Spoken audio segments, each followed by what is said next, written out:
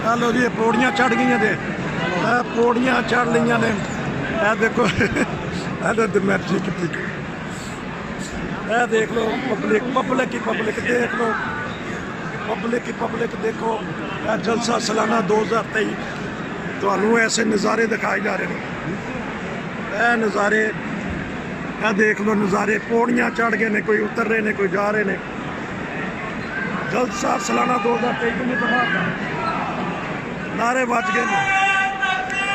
देखो नारे बज गए ने देखो पब्लिक थले